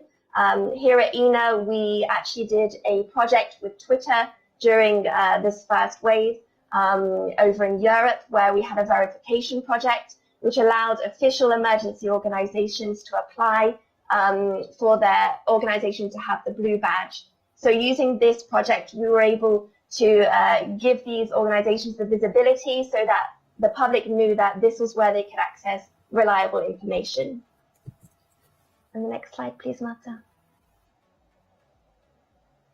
So the main thing to just remember about false information is that it thrives in situations of panic or insecurity. So it's key to spread only factual and reliable information, to give concise and regular updates, and of course to reach as much of the population as possible. And this leads us on now to Marta's discussion of public. Okay, so one of the ways for public authorities to also communicate with citizens and to prevent misinformation and disinformation is through effective public warning systems. Advanced public warning systems and technologies can allow to more geo-target alerts and interaction with the population, and it can also help some authorities to get better situational awareness of a situation. For example, how many people are located in a certain area, or how many nationals are still located abroad. Here are some examples of public warning systems based on telephony that were used during COVID-19 outbreak. For example, the Netherlands, Greece, and Romania, they used cell broadcast message, and France, Portugal, and Denmark, nationwide SMSs were sent, and Germany and Austria, they have their own public warning apps that are used locally. However, it's important to say that public warning systems are not only through mobile networks. There are countless ways to communicate with the population, for example, through TV, radios, websites, social media, billboards, dedicated apps. And there is also a technique that is called multi-channel public warning. That is the combination of several technologies, and this can be very, very effective way to communicate with the population. And finally, we have one last question, is how to ensure availability and continuity of critical communication services. As we all know, communication is essential when a crisis hits. And in our ideal world, we have our communication plan and we roll it out. But unfortunately, we don't live in an ideal world. And I think COVID-19 proved all of us and was a challenge and is a challenge still to all of us and took us all by surprise. That's why it's so important to have communication managers to ensure communication across varied platforms and different channels, to adapt message quickly, to create effective messages, to move target audiences toward actions to protect families, communities, and nations. So what do we recommend from our research? First of all is screen. Ensure monitoring and maintaining of systems. Make also sure that you have a robust cybersecurity system. Many hackers are taking advantage of the pandemic to disrupt patients' services, for example. Plan. Ensure that emergency centers has your emergency center has, for example, a plan to respond to outages, that you have a backup center. Reevaluate existing protocols, reevaluate also your contingency plans, survey needs, also sanitation measures, as for example, ask your employees to self-monitor their symptoms, and replan. Replan is evaluate all over again and have the ability to adapt your plan as the threat evolves. In all these phases, communication is key, not only internally and externally, and especially to keep the population well informed, because we believe that an informed population is a safer population. So that's all from our side. Thank you a lot. Thank you so much, both Marta and Rose, for that presentation, for sharing with us that general overview of how emergency and safety agencies in Europe are responding to COVID-19 from a communicational perspective. And I would like to stress the fact that Rose was talking how messages need to be simple, clear, timely, and coherent. And I would like to add to that list what Tessa was saying, that we should try not to overwhelm the population, right? Because I think that also we run the risk of saturating and kind of fatiguing people with so much information, particularly about COVID-19. And I think also, Rose, when you talked about the fact of trying to keep a message coherent and consistent, particularly when we are getting to know this virus. It's a new kind of virus. Doctors and epidemiologists are constantly coming up with new information about the virus, and so sometimes it's kind of difficult to keep that message coherent and consistent because we are learning as we go along. And I think that this is important because when people see that we are changing our message, that can kind of erode the trust that the institution has. And of course, when you have institutions that people don't believe in, then kind of trying to manage a crisis becomes more difficult when people don't trust the institutions that are leading the response to that crisis. So I think that's also kind of a tricky point. And then I want to also thank you both for addressing more in depth this, some of the measures or actions that can be taken to counter misinformation and disinformation, and also Marta for bringing to the discussion the use of a very particular tool or instrument such as public warning systems as a way to disseminate technical information, accurate information, reliable information through multi-channels in a very timely manner. So having said that, I'm going to try to open up the floor just in case our colleagues from the emergency and safety community are willing to react, to comment, to share their experiences. I know that Giselle Mejia from Costa Rica's emergency system is here. So Giselle, if you want to make a comment, this is the time to do it. We also have Gilles Fábrega, who's the director of SUME of Panama. We also have Yanshima from Trinidad. If any of you would like to make a comment, react to what you heard, share your experience from a communicational perspective, please request to speak so that we can activate your mic. There is Giselle, Joel, so if you can, perfect. There you go. Giselle, now you have to activate your mic and your camera so that we can see and eventually also listen to your question, hear your question. No? Oh, there, yes.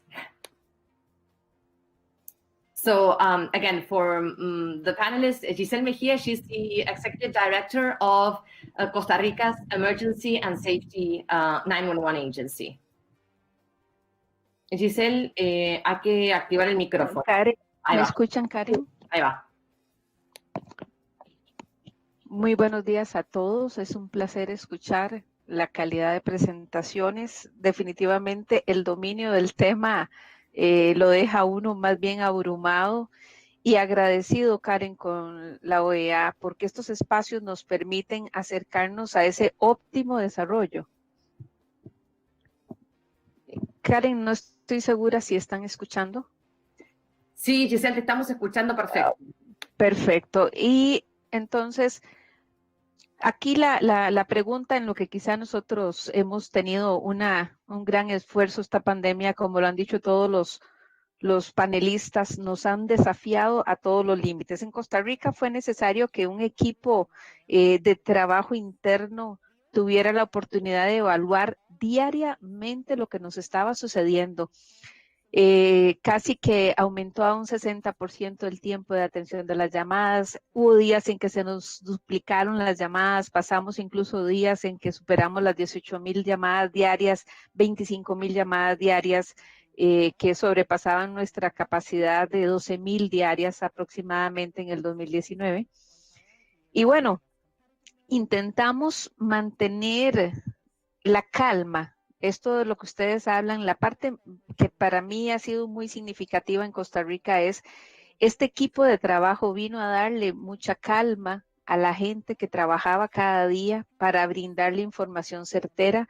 Incluso algunas personas que salieron contagiadas eran constantemente monitoreadas y eso ayudó muchísimo a la reintegración de los trabajos una vez que pasaran las personas su cuarentena.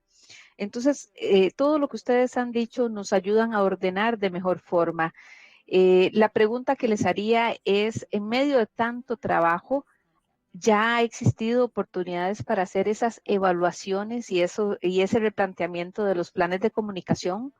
Porque para serles sincera, en Costa Rica el desafío todavía lo tenemos entre manos, cada día estamos bregando con el tema y nos hace falta todavía madurar en ese proceso, pero me gustaría escuchar, digamos, antes y después de la pandemia. Me llamó poderosamente la atención también, excelente la presentación de Wilfrido. Un saludo, Wilfrido, hasta Ecuador. Ustedes saben que los consideramos hermanos y definitivamente me llama la atención porque es muy difícil tratándose de emergencias que nos podamos como desmarcar de algunos discursos políticos que siempre van a existir, pero lo intentamos entregar información, entregar contenidos de alto valor estadístico e información que aclare a las personas cómo usar adecuadamente el 911.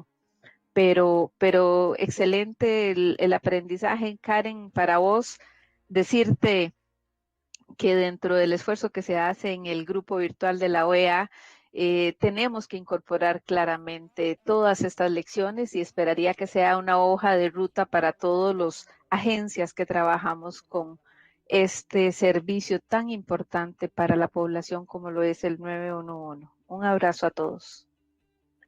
Thank you, Giselle, for your intervention. And yes, the idea of asking the panelists to kind of summarize into 5 tips or 5 recommendations or 5 takeaways was a little bit to start building this paper with lessons learned and recommendations for the agencies in the Americas to kind of navigate this crisis from a communicational perspective.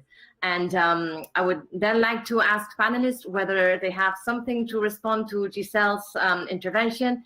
And she's basically asking if you have any experience or you have any thoughts about how to go about evaluating either the communication plan or either the communication actions or tools. And I guess Matt and Tessa, you both touched upon this issue of evaluating, and Marta, you also talked about reevaluating, right? So I don't know whether an after-action review process would be kind of fit to do this, or how are you imagining this process of evaluating and reevaluating and improving either the communication plan or the communication actions? I don't know if you want to start, Matt.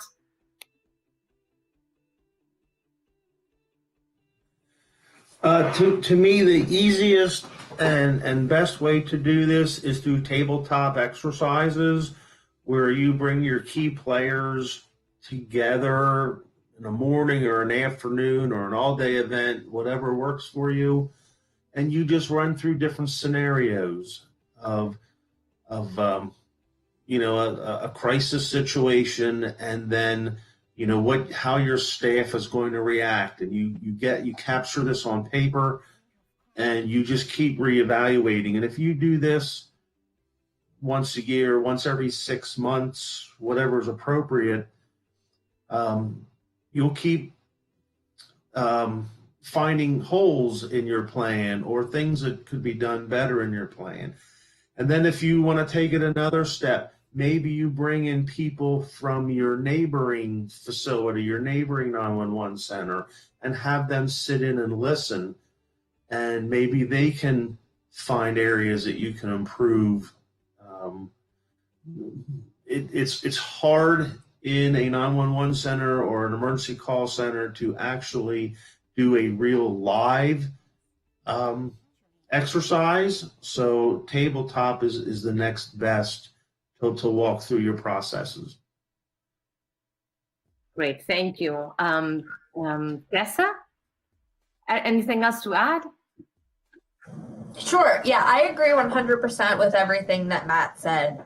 Tabletop exercises and training are critical to making sure that your plans, whether it's continuity of operations or disaster recovery or crisis communications, are all functioning the way that they should be. But it's also important, and Matt touched on this in his presentation as well, that at the conclusion of a crisis or situation where you've had to activate one or more of your plans, that you conduct an after action report. You reconvene that team, you discuss what you've done, and you try to identify where there might be some weaknesses within your plans and try to rectify those. And then once you've changed the plan and updated it, go through those training and tabletop exercises again. Okay, great, Tessa, thank you. And Wilfrido, are you planning on running any kind of evaluation process to the communications actions that you have implemented in ECU 911? And if so, well, how are you planning on evaluating those actions?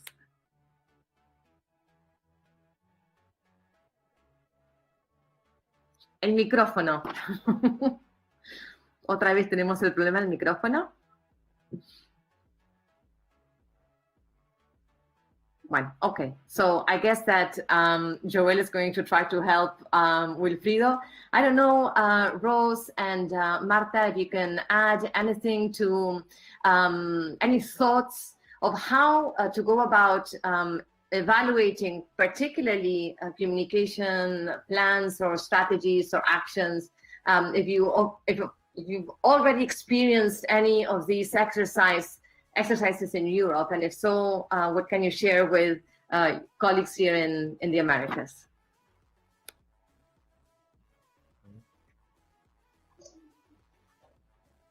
Yes, Rose or Marta. I don't know if you want to go. No, you go, Marta. No, I think we agree with all the other panelists, and it's quite important, especially we saw that some more at the PSAP levels, that they were also monitoring social media. But of course, this is a very new, so it's very difficult to now proceed how it will be in the future. So I guess now that we are approaching, unfortunately, a second wave, will be the time to see if effectively the plans will. And I think just one thing that we could add is maybe just to not be afraid to be critical of what we've done before. So if you really see that something has not worked, to not be afraid to admit that this hasn't worked so that we can progress, because this is how we're learning from other countries, from ourselves. I think, yeah. That's a really wise and very realistic comment, Rose. Thank you. And I don't know, Wilfrido, did they fix your mic? Are you going to be able to say something about how you're planning on evaluating your communication? Ahora sí, yo les escucho perfecto. Bueno, yo lo que siento es que coincido con los panelistas en que, a menos en el Ecuador, nosotros armamos los planes de comunicación al finalizar el año. 2 meses o 1 mes antes de que finalice el año, hacemos un plan de comunicación y proyectamos las acciones de comunicación. Pero creo que a todos nos tomó por sorpresa la pandemia, que evidentemente tuvimos que adaptar las acciones a la pandemia, porque creo que todos los que estamos aquí vivimos una generación que jamás ni siquiera soñó atravesar la COVID-19, y menos comunicacionalmente.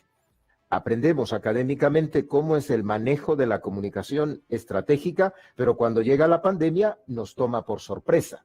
Entonces, siento yo que igual debemos construir una matriz, como decía Tessa, una matriz donde podamos definir los mensajes a nivel global, los públicos a nivel global, pero irlos adaptando a este tipo de episodios de alto impacto, como es la pandemia por el COVID-19, donde no sabemos si el público se va a comunicar a través de las redes sociales, a través de los canales o medios tradicionales o a través de las autoridades.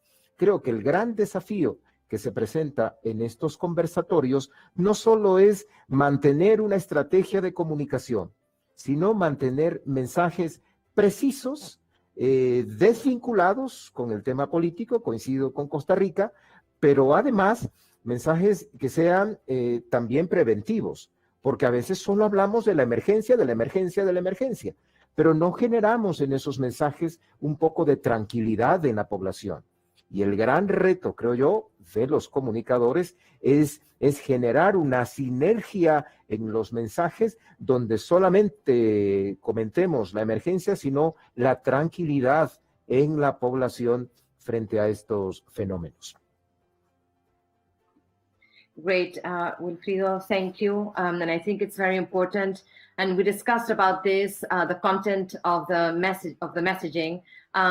You're always usually, particularly from emergency and safety agencies, you're usually reacting to crisis, but it's also important to stress the importance of including preventive messages into our strategy. And because, as Rose was saying, right, fear usually is the right terrain for misinformation and disinformation to spread. So I also think it's really important, this idea to bring calm, to bring peace to the population through the messaging.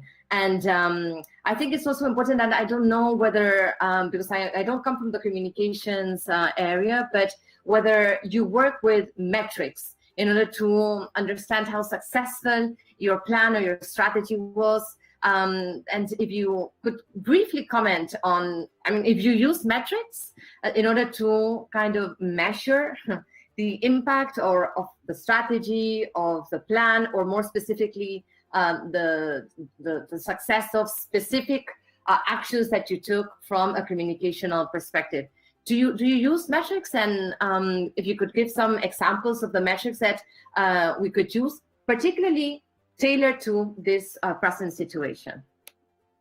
And I don't know if anyone wants to jump in. No? I can jump in on this one. There are a lot of different metrics that you can use when you're evaluating the results of your outgoing communications. It's not a specific to COVID situation, but it is the result of a 911 outage in North Central Texas. We worked with them to pool media coverage of the outage. We used some tools to look at the results of Twitter and Facebook posts, the reach there, and kind of gave them some quantifiable data in terms of what portion of their population they were able to reach. And we were able to, by looking at the different types of media, multilingual, identify some different subsets within those external stakeholder audiences that they were able to reach. So those are fairly easy things to do. You can find the circulation of publications, the viewership of television channels with a pretty quick Google search. And if you're running a business page on Facebook, you can look in your analytics and see how many people a post reached and how many times it was shared, retweeted, things like that. Great, Tessa, thank you for that. I don't know if Matt or Rose or Marta, Wilfrido, if you want to add something regarding metrics in order to kind of assess the impact of your communication plan, strategy, or specific action?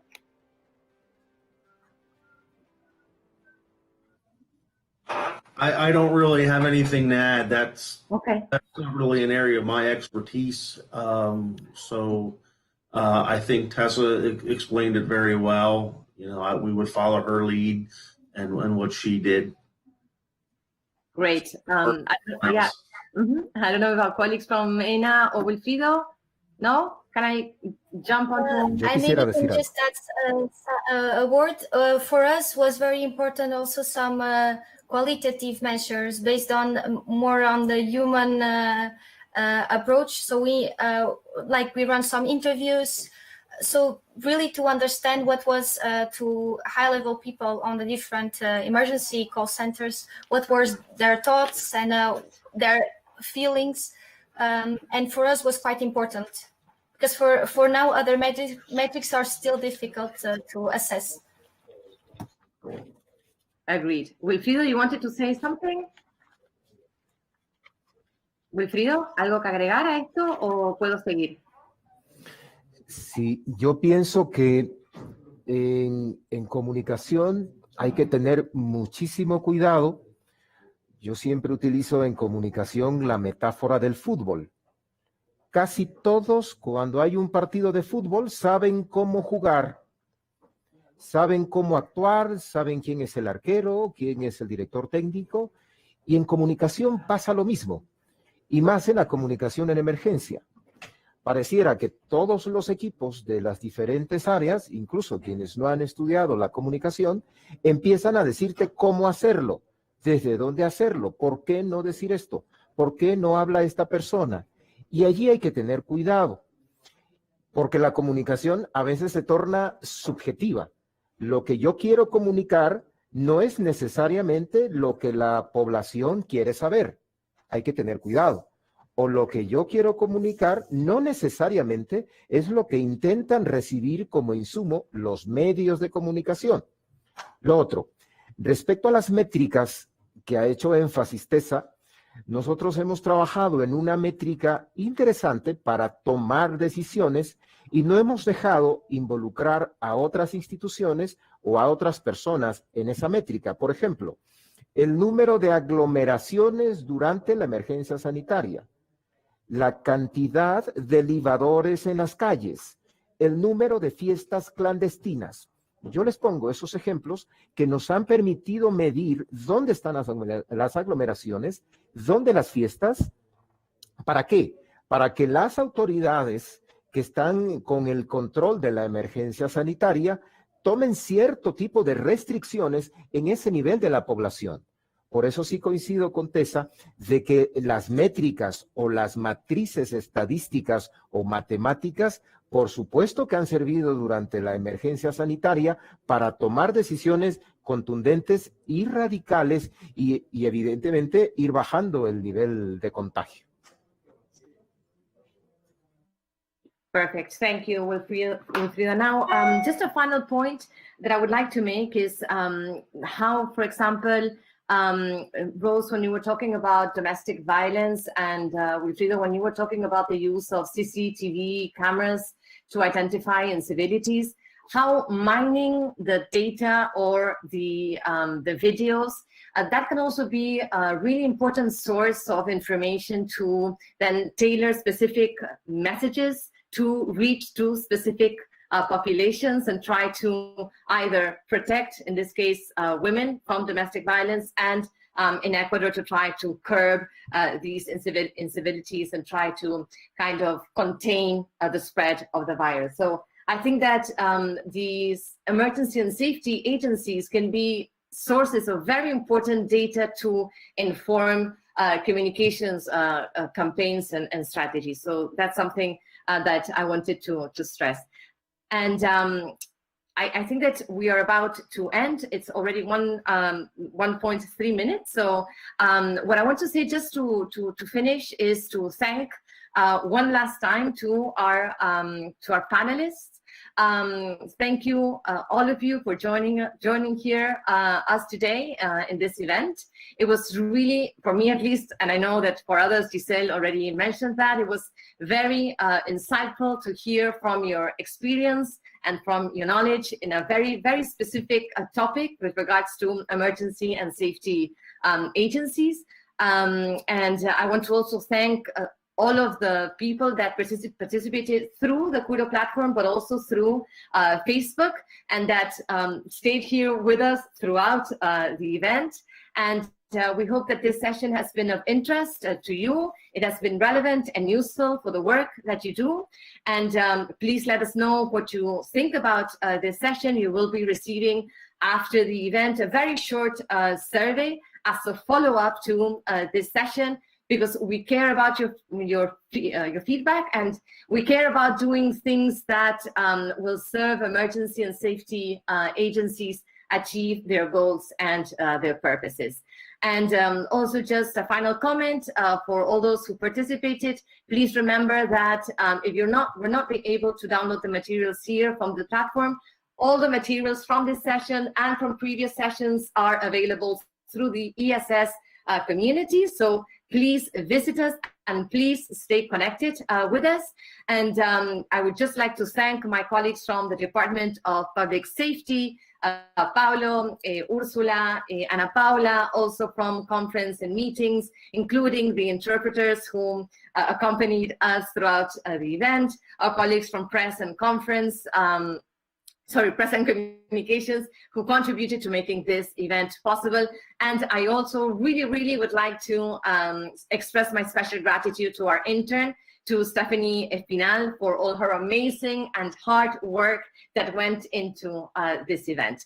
And with that, again, thank you. It was a great panel. Thank you for participating, and I'll turn the floor to Guillermo Moncayo, Acting Director of the Department of Public Security, so that he may close the event with some final remarks. Guillermo, the floor is all yours. If you can request the mic or request to speak.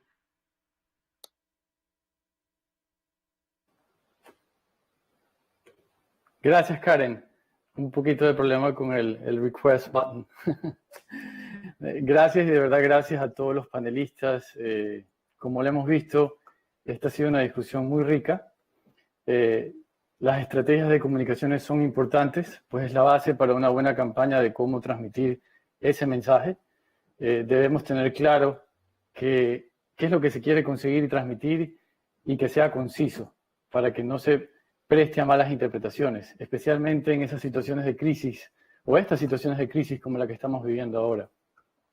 Como lo mencionaron todos los panelistas, para tener una buena estrategia de comunicación, aparte de tener un plan ya desarrollado, es imprescindible tener un equipo capacitado y concentrado, y que sean responsables también de transmitir ese plan de comunicación, difundir esa información actualizada y confiable, mantener constante esos canales de comunicación abierto con todo el equipo, documentar la información y desarrollar mensajes imparciales que comuniquen la realidad. Dicho esto, quiero agradecer a todas las misiones permanentes de los Estados miembros de la OEA, a las instituciones de nuestros países, a nuestros socios y a nuestros nuevos socios que nos apoyan con el desarrollo de estos conversatorios, también por el material que nos comparten, y en este caso, un especial agradecimiento especial a nuestros panelistas de hoy, a Matthew, los voy a nombrar en el orden de pantalla, a Matthew, a Rose, a Tessa, a Marta, a Wilfrido. Muchas gracias de verdad por compartir sus experiencias y sus buenas prácticas. Desde el Departamento de Seguridad Pública de la OEA seguimos con la tarea y de verdad también con ese compromiso de seguir conectando a las autoridades y técnicos de nuestro hemisferio, con el fin de generar estos espacios de comunicación que puedan compartir sus experiencias y así aprender y aplicarlas de acuerdo a la realidad de cada uno de nuestros países. Yo sé que ya Karen agradeció a todo el mundo, pero aquí tengo que también agradecer a todo el equipo. No te preocupes, Karen. Pero quiero hacer un especial agradecimiento a Karen, que ella de verdad es el pilar de todo este proceso, de todos estos conversatorios. Sin el trabajo de ella, esto no fuera posible. Pero también el equipo que está detrás de todo este desarrollo de parte del Departamento de Seguridad Pública, a Pablo, a Ana, a Jane, a Úrsula, a nuestra inter Stephanie, que han hecho un trabajo incansable y lo siguen haciendo para traer estos eventos a todos nosotros, al Departamento de Conferencias, que nos apoyan impresionantemente detrás de pantalla, detrás del telón, es un apoyo técnico muy importante, a los intérpretes que nos apoyan con la interpretación simultánea, al Departamento de Prensa, que nos apoya a difundir estos eventos del Departamento de Seguridad Pública. Y finalmente, quería tomar también las palabras de Marta, que mencionó que si la población está bien informada, estaremos más a salvo. Me parece que es un mensaje muy importante a rescatar. Continuemos siguiendo los protocolos de bioseguridad para prevenir la propagación y el contagio de este virus. y también para seguir apoyando a esa misión especial que es salvar vidas. Solamente, finalmente, para agradecerles a todos, muchas gracias de verdad, y nos vemos en la siguiente transmisión. Gracias.